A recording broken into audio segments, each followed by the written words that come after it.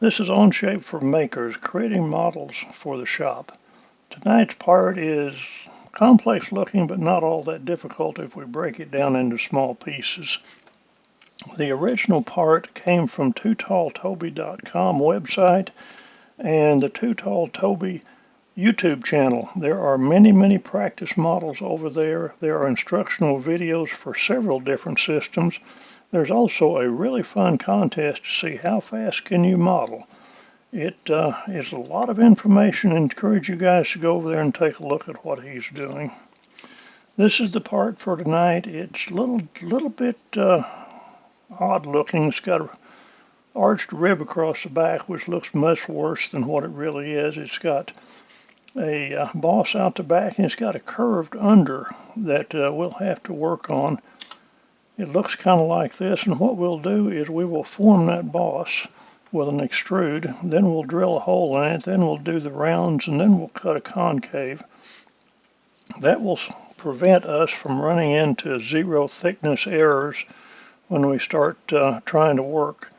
Once we get all through, we'll come up here and make this round circle, form the extended lever arm with the boss on it, and then we'll put the rib across the top. The rib across the top is just simple geometric construction. It just looks more difficult than what it really is.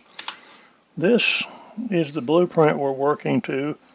It's designed to be used in a contest and not in a shop, so the dimensions aren't where you expect them to be all the time, but that makes a lot of fun when you're trying to see how fast you can go and you know you can't find the dimensions.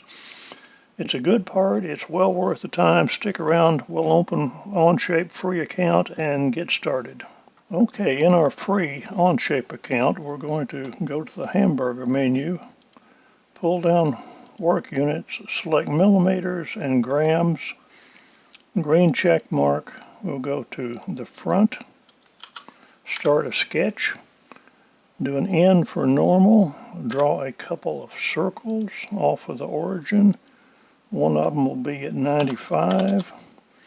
The other one will be at 55. I told you things can be hard to find. Now we're going to do a corner rectangle. We're going to catch the circumference, pull it out this way. And the object of that is the 35 millimeter circular boss out the front. So this diameter should be 35 divided by 2. And the distance, if we hit escape and go back to D for dimension, from the origin to this point is 60. And that will give us something to do a revolve with. Now we'll come out the back, we'll go back to the corner rectangle, pull this out. The distance from the center line to the bottom is 15. The distance from the center line to the top is 25. And the importance is we have this corner of the rectangle in a coincident constraint to the circumference of the circle, so we know where the thing is. Now we're going to go to dimension. We're going to put, I honestly don't know, let's try 20. We can come back to the sketch and add a little more if we need to. This is the concave boss with the hole in it. We're going to go right above it, and we're going to start another 2-point rectangle, pull it over, put the corner on the circumference of the circle, and the height of this one should be 15, which is what the lever arm is that sticks out. The distance is not that important. We will simply take, I don't know, 30 is good because it will make the blue line turn black, and that's good. Okay, that's all the sketching we need, so green check mark, tilt it a little bit. Go to extrude. We're going to do a symmetric extrude, and we're going to extrude everything except that edge out here. We'd want to do a rotate there. This edge is a 53, and there is our first part. I'm going to go to Edit Appearance and add a different color because it just shows up better. Now what we need to do is re-enable the sketch, click on the face and do an N for normal, and then we're going up to Revolve, select the tab, Revolve Axis, select the axis, check mark, and we have our boss that sticks out the back. While we're here, we'll put this radius in, and this radius is 8.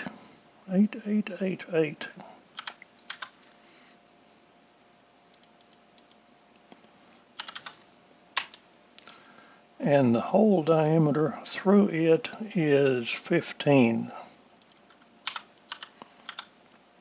So we will take the make connector, and the make connector will instantly find the center of that boss, and you just click on it. The one thing I see that I did is I managed to fill in the blank, so we'll do a check mark. We'll go back to the first extrude. I'm going to select the center to omit it, and now we're good. That's what we want. It's a nice thing about parametric editing, you can go back and have an instant redo. I'm going to do a Shift P to get rid of all of that. I'm going to this face and do an N for normal. Go to the hole tool. This hole diameter is 25. And the hole diameter is not in the center and it's not on the edge, but we're going to start on the edge and double click where it says make connector. The green is pointed down, which is the y-axis, so I'm going to select a delta value of -15 on the y-axis to move it up, put it in the correct position, check mark, and that gives us our hole. We'll come back in a minute and cut this. Okay, the next thing we want to do is we want to extend this lever arm out. To do that, we're going to select the lever arm, do an N to get normal to it, do a P to turn the planes back on, go up here, click to re-enable the origin, and then we're going to do sketch on the top of this surface right here, and we're going to draw a construction line from this center out horizontal, and it goes 155 millimeters. We will put a circle for the round end to the lever arm, and the circle is 37.5 times 2 because it's a radius and not a diameter.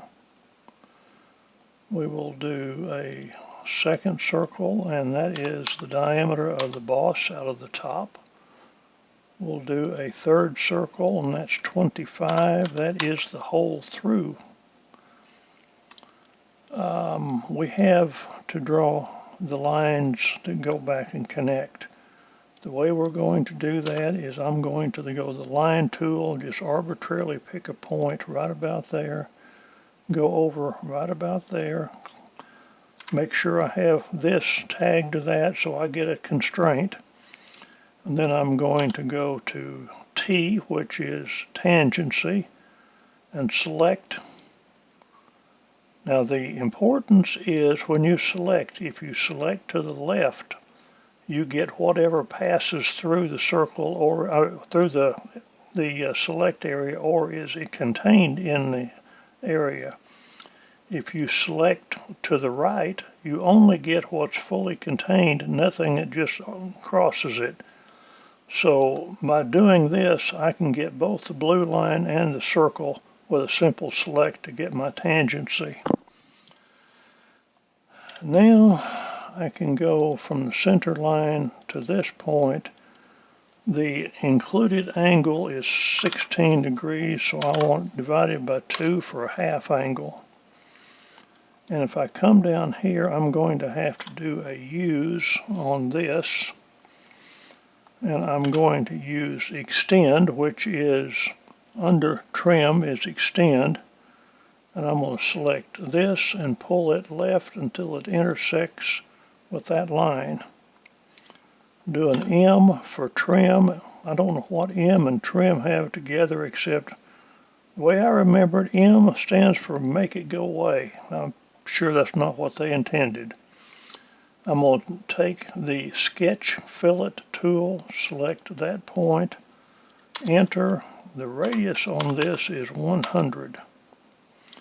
And that gives us everything we need on that side and nothing up here. So we will take the mirror tool, the center line. Again, we'll pull right to left so we get all three parts and we have the remainder of our sketch. Green check mark. We will go to the extrude tool. We'll select the boss, the full circle, and the area, and reverse the direction, and the depth of that is 15. It's a solid add up here, which gives us our part. We re-enable our sketch. We select the circle. We will extrude the boss, and the boss extrudes at 18 millimeters. And that finishes pretty much that. While we're here, we will cut this curved face. To do it, we will go to, let me tilt that just a little bit and clean it up a little bit. We're going to start a sketch, and we're going to start a sketch on this surface, and we're going to do a use or convert or project or whatever to get the center. We're going to draw a circle that is out here, and the radius of that is 100, so the diameter is 100 times 2. The other thing we need is we need to go back to project, convert, use, whatever, and select this surface because we need that area. We do a check mark, and what we have got now, we have got an area right here of material we need to remove to make the part. So we're going to extrude, we're going to remove, and instead of typing in the depth, we're going to select up to face, and I'm going to select this face right here. You get the same thing if you type in depth. The only thing is down the road, if anything changes, you'll have to remember to go back and find this cut and change the hard-coded dimension. If you make the cut contingent upon the distance between here and there, you'll always have the right depth of cut. And it's one less thing to maintain with an engineering change somewhere down the road. These fillets are 10, so I could type in 10 and select that and say check mark, and that finishes that little detail we were worried about.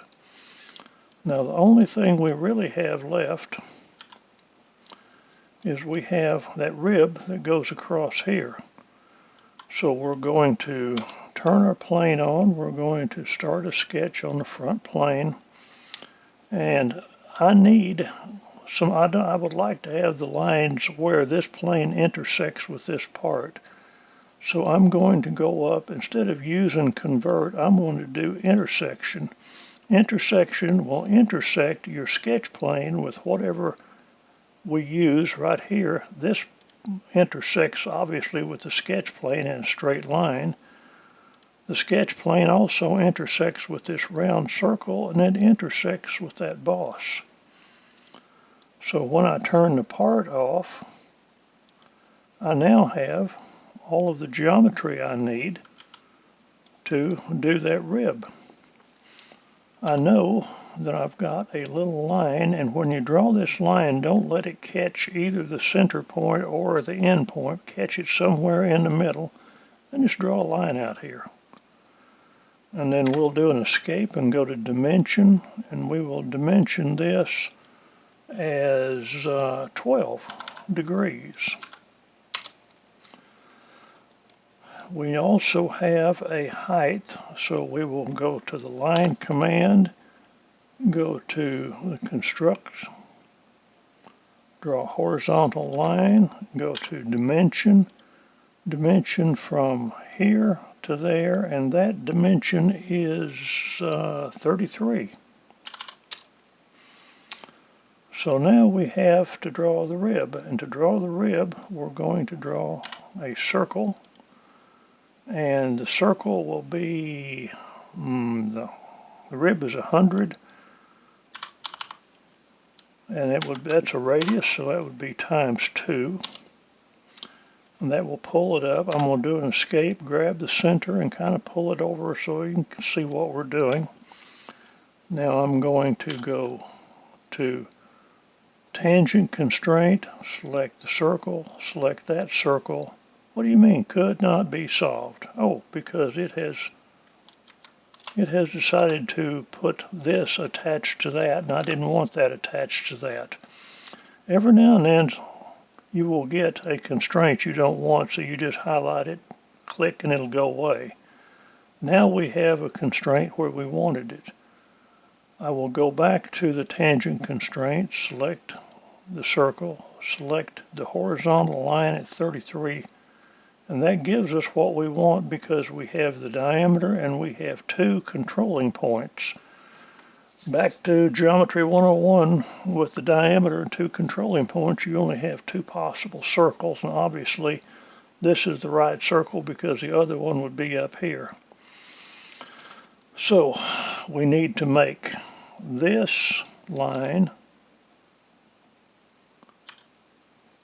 tangent to that circle, and then we will go into the trim command, which is M for make it go away / trim, clean it up a little bit, and that is our rib. If we turn the part back on, you can see it. We're going to do check mark, and we're going to go to the rib tool. The rib tool is a little strange, but sidebar. Anytime you're using one of these features, if you have troubles with it, there is a question mark in the corner. When you click it, it will launch a second tab, and you can pick whichever is appropriate. I'm using desktop, of course. This is full documentation on the rib tool. Everything you want, including video examples of how to use it. Almost everything in Onshape has a little gray question mark in the corner with complete documentation. And by the way, the documentation is kept up concurrent with the release. They don't release things until they're fully documented. So if you run into a problem on any feature up in this toolbar, feature toolbar, look for the question mark and you'll get instant help. Back to the thing, we're going to the rib tool. We're going to sketch profile. Sketch profile is going to be that profile right there. What parts are we doing? We're doing this part. And how wide is it? It is 10 millimeters. And we're going to collect green check mark. And now we're missing 2 little fillets right in here. Power move, you can select one, flip the part over, select the other, or you can hold your mouse, right click, pull up to select equal length, and it will select both of them simultaneously at the same time. That one is at 17 millimeters. Click the green check mark, and the part is complete. That is actually all there is to this little part. Ooh, look at that, look at that. See that? I got an ugly on my part. So I will go back to sketch 4. How do I know it's sketch 4? Because if I come up here and I start poking around, it's going to highlight this as rib 1, and rib 1 is dependent on sketch 4, so it will highlight where I need to work based on what I collect over here. So let's go over here and see what the problem is.